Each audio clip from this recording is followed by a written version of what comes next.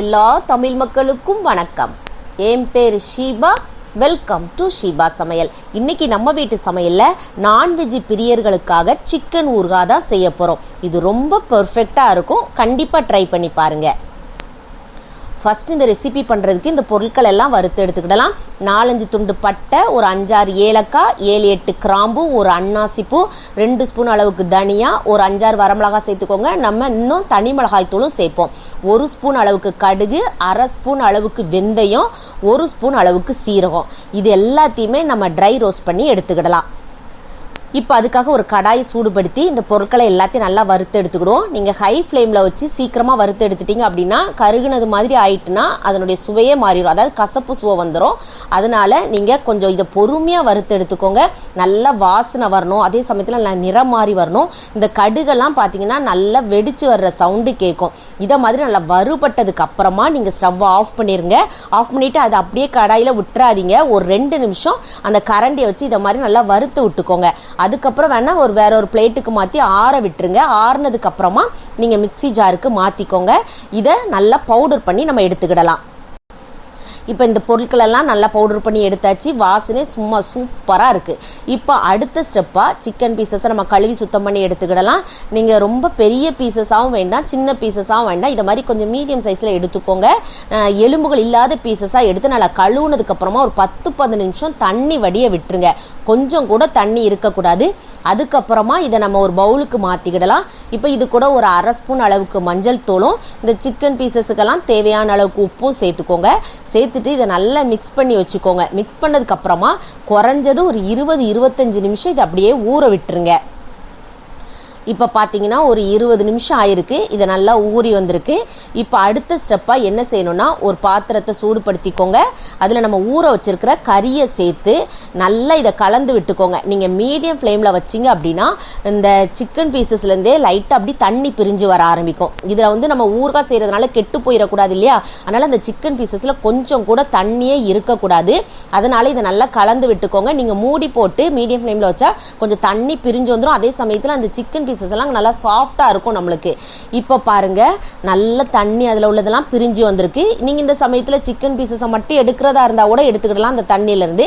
அப்படி இல்லைன்னா மூடி போடாம ஹை ஃப்ளேம்ல வச்சு ஒரு 3-4 நிமிஷம் நல்லா கலந்து விட்டீங்க அப்படின்னா அந்த தண்ணி எல்லாம் வத்தி இந்த கறி இந்த அளவுக்கு நம்மளுக்கு சாஃப்டா வெந்து வந்துடும்.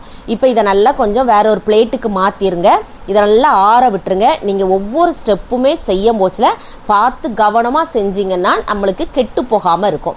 இப்போ அடுத்ததாக ஒரு கடாயில் தேவையான அளவுக்கு எண்ணெய் சேர்த்து நம்ம வேக வச்சு வச்சுருக்க இந்த சிக்கன் பீசஸ் எல்லாம் பொரிச்சு எடுக்க போகிறோம். நீங்கள் நிறைய செய்கிறீங்க அப்படின்னா கொஞ்சம் கொஞ்சமாக போட்டு நீங்கள் பொரிச்சு எடுத்துக்கோங்க. அப்படி இல்லைன்னா கொஞ்சம் அதிகமாக எண்ணெய் சேர்த்து இதை மாதிரி நீங்கள் பொரிச்சு எடுத்துக்கிடலாம். முதல்ல எண்ணெய் நல்லா ஹை ஸ்பீட்லேயே நீங்கள் கூட்டி வச்சுக்கோங்க. அதுக்கப்புறம் மீடியம் ஃப்ளேமில் வச்சு இதை நல்லா பொரிச்சு எடுத்துக்கோங்க. முதல்ல எண்ணெயினுடைய சூட்டினுடைய அளவை பாருங்க. அதுல நல்லா அந்த பபுள்ஸ் எந்த அளவுக்கு வருது பாருங்க. இந்த அளவுல நீங்க ஸ்டவ் ஆஃப் பண்ணிட்டு எடுத்துறாதீங்க. இது எல்லாமே நல்லா ஒண்ணு போல நம்மளுக்கு வெந்து வரணும். அதனுடைய கலர் எல்லாம் நல்லா சேஞ்ச் ஆயிரணும். முதல்ல நீங்க எந்த அளவுக்கு போட மோச்சுல கறி இருந்துச்சோ அதுக்கு பாதி அளவுக்கு ஆயிரும். இப்ப பாத்தீங்கன்னா உங்களுக்கே தெரியும் நல்லா வெந்து வந்திருக்கு. இந்த சமயத்துல நீங்க இதை வேற ஒரு பிளேட்டுக்கு மாத்தி வச்சுக்கோங்க. இப்ப இதே கடாயிலேயே நீங்க அடுத்த ப்ராசஸோட செய்ய ஆரம்பிக்கலாம். அப்படி இல்லைன்னா அதுல சின்ன சின்ன திப்பி திப்பியா கறிகள் துண்டு இருக்கும் இல்லையா? அதனால நீங்க வேற ஒரு பாத்திரத்துல இதை வடிகட்டி எடுத்து வச்சுக்கோங்க. இப்போ இதில் 4 ஸ்பூன் அளவுக்கு இஞ்சி பூண்டு பேஸ்ட்டு சேர்த்துக்கோங்க. இந்த இஞ்சி பூண்டு பேஸ்ட் அந்த நேரம் இஞ்சியை தோல் சீவி கட் பண்ணி நீங்கள் அரைச்சிக்கோங்க. அது மாதிரி பூண்டையும் தோல் உரிச்சிட்டு அரைச்சி எடுத்துக்கோங்க. நீங்கள் ஸ்டோர் பண்ணி வச்சதை எடுக்க வேண்டாம். மற்ற ரெசிபி பண்ணும்போது நம்ம சாதாரணமாக பச்சை வாசனை போகிற அளவுக்கு வதக்கும் இல்லையா? அதை மாதிரி இல்லாமல் இதில் உள்ள ஈரப்பதம் போகிற அளவுக்கு நல்லா பாருங்கள். அந்த எண்ணெய்லாம் பிரிஞ்சு நல்லா அந்த வெந்து வந்த பதம் தெரியுது பாருங்கள். அதை மாதிரி இதை நல்லா வதக்கி எடுத்துக்கோங்க. இதை மாதிரி வதக்கினதுக்கு அப்புறமா தீயை கம்மி பண்ணி வச்சுட்டு 1/4 கப் அளவுக்கு தனி மிளகாய் தூள் சேர்த்துக்கோங்க. ஏற்கனவே நம்ம வரமிளகாய் சேர்த்துருக்கோம்ல, நீங்கள் அதுக்கேற்ற மாதிரி கூட்டி குறைச்சி காரத்துக்கு நீங்கள் சேர்த்துக்கிடலாம். அடுத்ததாக நம்ம ஒரு சில பொருட்களெல்லாம் வறுத்து நம்ம பொடி பண்ணி வச்சுருந்தோம். அதையும் இந்த சமயத்தில் சேர்த்துட்டு இப்போ தேவையான அளவுக்கு உப்பு சேர்த்துக்கோங்க. ஏற்கனவே நம்ம கறிக்கு தேவையான உப்பு போட்டிருக்கிறோம். ஊறுகானாலே உப்பு கொஞ்சம் அதிகமாக இருந்தால் தான் கெட்டு போகாமல் இருக்கும். இப்போ இதை குறைவான தீயில ஒரு 2 நிமிஷம் இதை வதக்கி விட்டுக்கோங்க. இதை கருக விட்டுறாதீங்க. அதே நேரத்தில் கொஞ்சம் அந்த மிளகாய் தூளுடைய பச்சை வாசனை லைட்டாக போகும் இல்லையா அந்த எண்ணெயில். அதுக்கப்புறமா நம்ம நல்லா வேக வேக வச்சு எண்ணெயில் போட்டு ஃப்ரை பண்ணி வச்சுருக்க சிக்கன் பீசஸ் எல்லாம் சேர்த்துக்கிடலாம். சேர்த்து இதை நல்லா கலந்து விட்டுக்கோங்க. முதல்ல அந்த மசாலாவோடு சேர்த்து வேகும். அதுக்கப்புறம் மீடியம் ஃப்ளேமில் ஒரு 4-5 நிமிஷம் நீங்கள் குக் பண்ணும் போச்சுல நம்ம ஊற்றின எண்ணெய் எல்லாம் நல்லா பிரிஞ்சு வர ஆரம்பிக்கும்.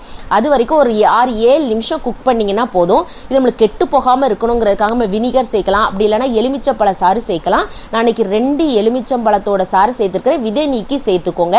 இப்போ இதில் அப்படியே நல்லா சேர்த்துட்டு நீங்கள் ஸ்டவ் அப்படியே ஆஃப் பண்ணிவிட்டு நல்லா ஆற விட்டுருங்க. எப்போவுமே நீங்கள் லைட்டு சூடு இருக்கும் போச்சில் கூட நீங்கள் இதை ஸ்டோர் பண்ணி வைக்கக்கூடாது.